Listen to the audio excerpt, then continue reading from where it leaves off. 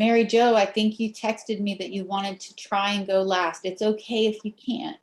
Yes, ma'am. Okay, so it's very emotional, and I get emotional listening to all these stories, so it's really hard, but I'm going to try to get through it.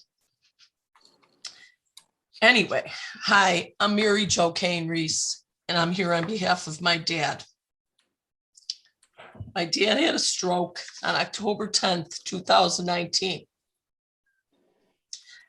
Dad was rushed to Holmes Regional Medical Center where they performed a thrombectomy, which turned into a hemorrhagic conversion.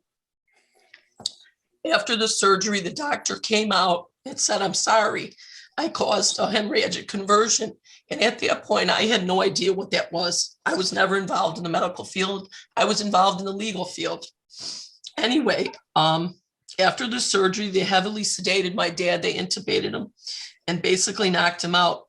He laid on his back for 30 days at Holmes Regional Medical Center. We were sitting at his bedside in the ICU, and we noticed that no one even attempted to move this man. He laid in the same position, no physical therapy. We had to push for a feeding tube on him because he would have died just from malnutrition or whatever. Anyway, after 30 days, they started approaching me saying, "We got to get rid of your dad. He's got to get out of here." Okay. I said, what are you talking about? I mean, where do you want me to put him?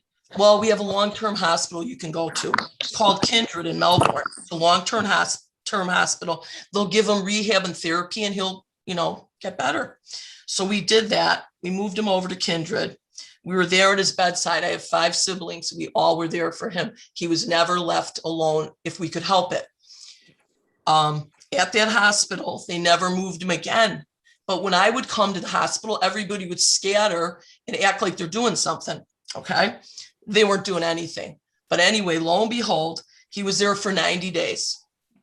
After the 90 days, we had to find a rehab center. They said they were kicking him out. The insurance doesn't want to pay anymore. So we sent him to another place, this Vieira Del Mar. It's a rehab center. And by the way, when they say rehab, I don't believe that there's ever a rehab center. It's all baloney. They don't rehab anybody. They put these people in these beds. When you're there, they act like they're doing something. They really are not doing anything. So when I hear rehab, I want to cringe. Anyway, I was at the facility the 3rd day he was there. I arrived. He was delirious. He's calling out for help. I felt his skin. He was burning up. I called some guy down the hall and I said, "Have you looked at my dad?"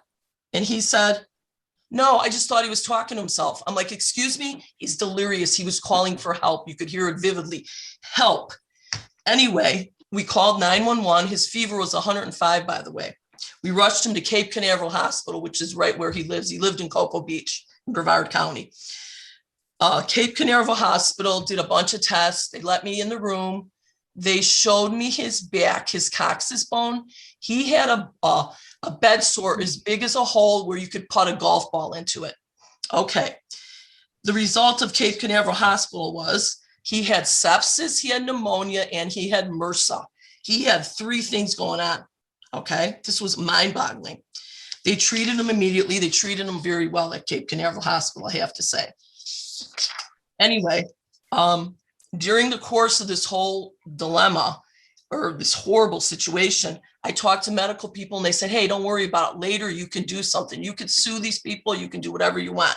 So I always had that in the back of my mind thinking, well, I want to worry about my dad right now and get his health back, and then we'll go after him later. Okay. So later comes, my dad died almost a year after his stroke. And I spoke with an attorney who told me, "Yeah, your dad is a victim of gross negligence here. You have a grave case. I assume you have a mother, right?" I said, "No, I don't have a mother. My mother's dead. My dad's, no, he has nobody. It's just us." He said, "Well, you're over 25, obviously. You can't do anything, ma'am. You are just, there's nothing you can do." Okay. So I said, "How could this be? I can't hold people accountable that are the reason for my dad's demise." "No, you can't. I'm sorry. Our hands are tied. What you need to do is you need to look up statute 768, 2.1, subsection 8 and read that." At that point, I knew it was the end. I mean, there was nothing we could do, in my opinion. I'm sorry for crying. No, you're In fine. my opinion, this is justice denied. We hear all over the United States, people want justice.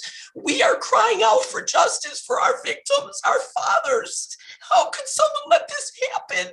These are blatant, gross, negligent cases. Why is this happening in the year 2022 in the United States of America? My dad was an Army veteran. He loved his country. He thought the world of this country.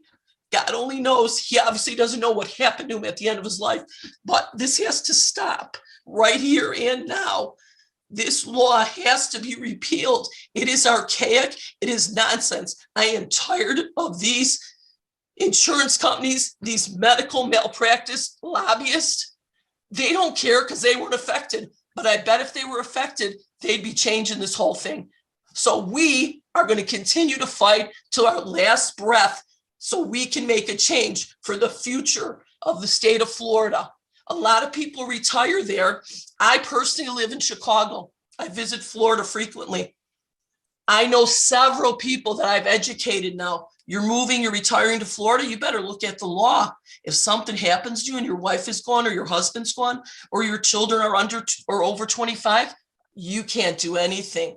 Basically, also, I must add, a doctor could lose his license in Chicago and go out to Florida and practice medicine.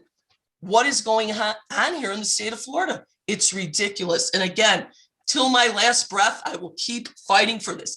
I want justice just like everybody else. Thanks for listening. And Senator Burgess, you need to get this on the agenda. Put it on the agenda.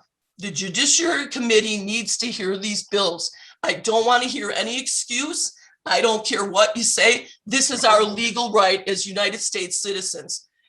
That's all I have to say. Thank you for listening, and good luck to all of us, because I know we're going to be victorious eventually. Thank you. Thank you so much.